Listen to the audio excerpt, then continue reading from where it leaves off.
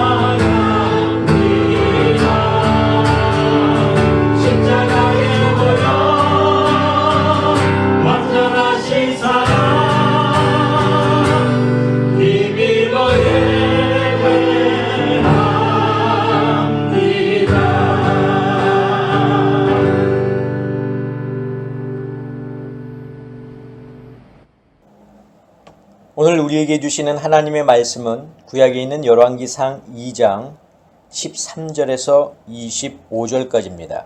제가 봉독하겠습니다. 핫깃의 아들 아도니아가 솔로몬의 어머니 밧세바에게 나온지라. 밧세바가 이르되 네가 화평한 목적으로 왔느냐? 대답하되 화평한 목적이니이다. 또 이르되 내가 말씀드릴 일이 있나이다. 밧세바가 이르되 말하라. 그가 이르되 당신도 아시는 바이거니와 이 왕위는 내 것이었고 온 이스라엘은 다 얼굴을 내게로 향하여 왕으로 삼으려 하였는데 그 왕권이 돌아가 내 아우의 것이 되었음은 여호와께로 말미암음이니이다. 이제 내가 한 가지 소원을 당신에게 구하오니 내 청을 거절하지 마옵소서. 밧세바가 이르되 말하라. 그가 이르되 청하건대 솔로몬 왕에게 말씀하여 그가 수넴 여자 아비삭을 내게 주어 아내를 삼게 하소서. 왕이 당신의 청을 거절하지 아니하리이다. 밧세바가 이르되 좋다. 내가 너를 위하여 왕께 말하리라. 밧세바가 이에 아도니아를 위하여 말하려고 솔로몬 왕에게 이르니 왕이 일어나 영접하여 절한 후에 다시 왕좌에 앉고 그의 어머니를 위하여 자리를 베푸니 그가 그의 오른쪽에 앉는지라. 밧세바가 이르되 내가 한 가지 작은 일로 왕께 구하오니 내 청을 거절하지 마소서. 왕이 대답하되 내 어머니여 구하소서. 내가 어머니의 청을 거절하지 아니하리이다. 이르되 청하건대 수넴 여자 아비삭을 아도니아에게 주어 아내로 삼게 하소서. 솔로몬 왕이 그의 어머니에게 대답하여 이르되 어찌하여 아도니아를 위하여 수넴 여자 아비삭을 구하시나이까?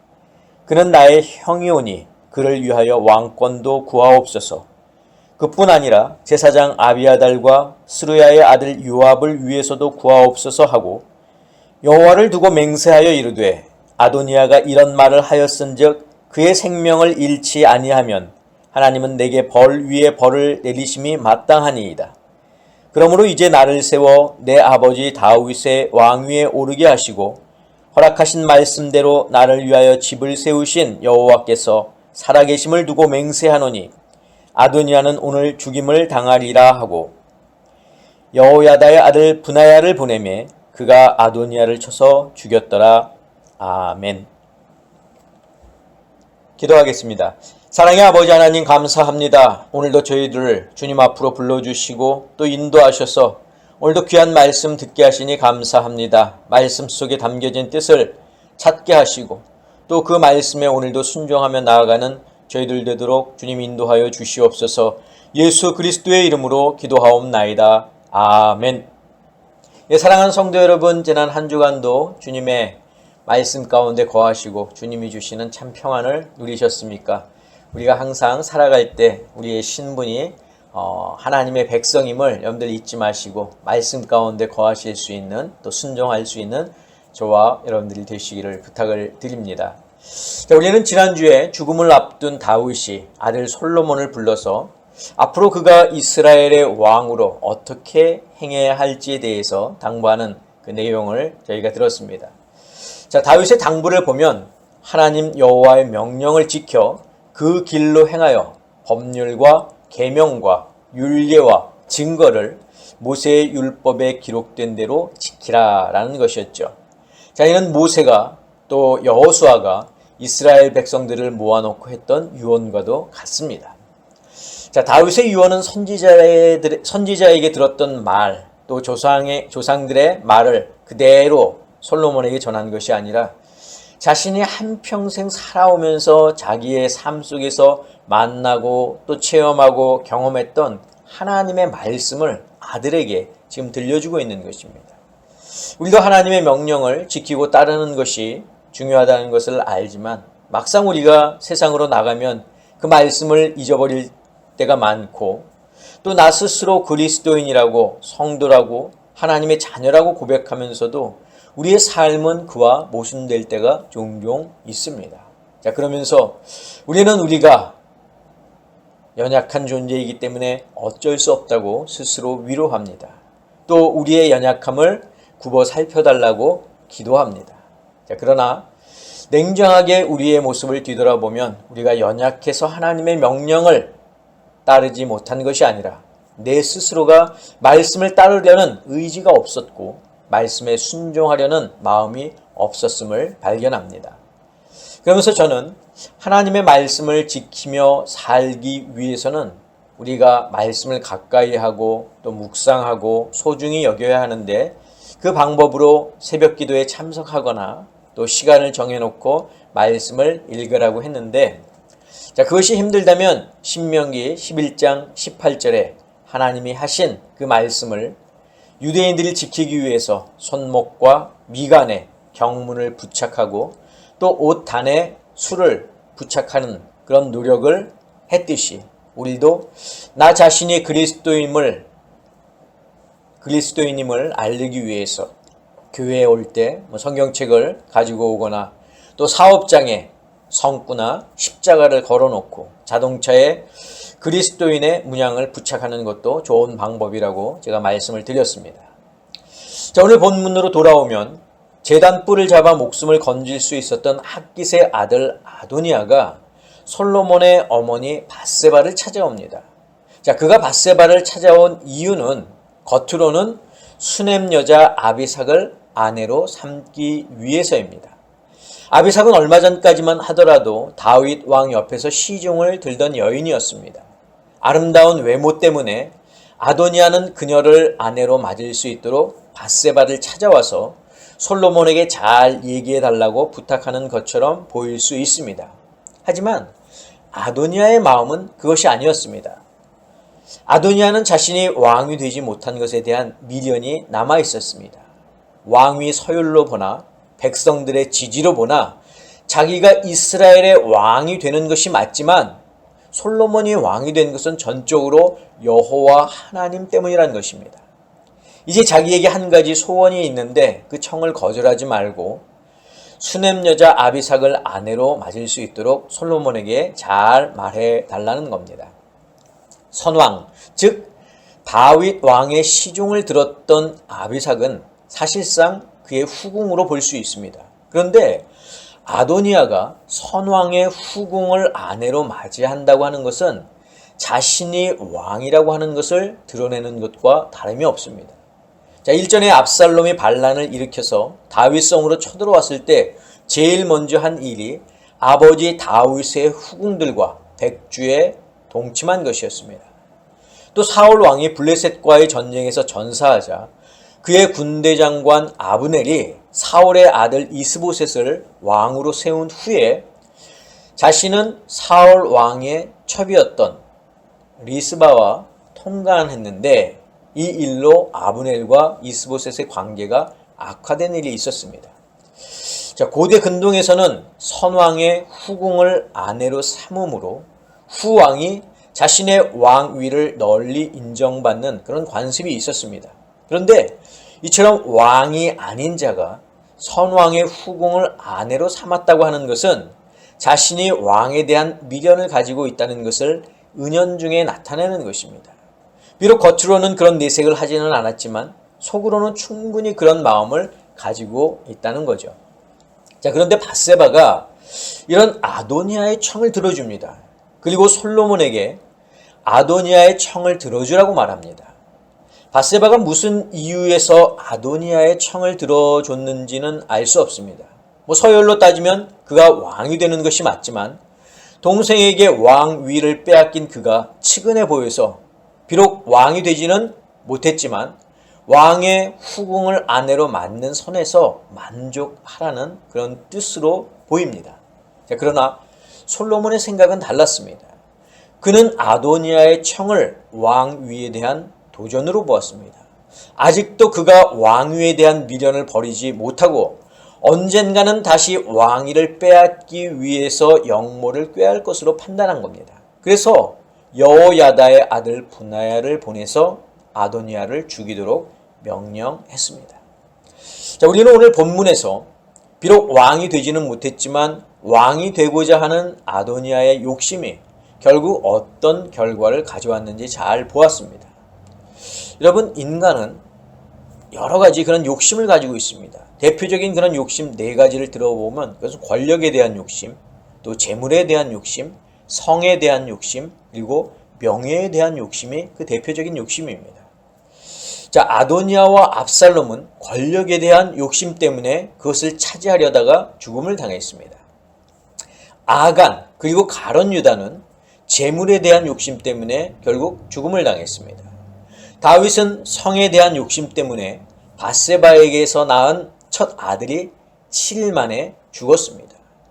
서기관들과 바리새인들은 명예욕 때문에 자신들의 행위를 사람들에게 보이고자 경문띠를 넓게 하고 또 옷수를 길게 함으로써 예수님께 꾸짖음을 들었습니다. 자, 이 외에도 성경에는 크고 작은 이 네 가지 욕심에 대한 이야기들이 많이 있습니다. 자, 그런데 이런 욕심이 우리가 사는 세상에도 가득하다는 겁니다. 심지어 우리도 이런 욕심에서 자유롭지 못할 때가 너무나도 많이 있습니다. 성경은 분명히 욕심이 잉태하여 죄를 낳고 죄가 장성한 즉 사망을 낳느니라 라고 말씀하고 있지만 그것은 말씀일 뿐 우리는 말씀에 순종하려는 의지가 없을 때가 너무나도 많다는 거죠. 아도니아가 자신을 살려주지 않으면 제단불을 놓지 않겠다고 했을 때 솔로몬은 아량을 베풀어서 왜? 형이니까 그를 살려주었습니다.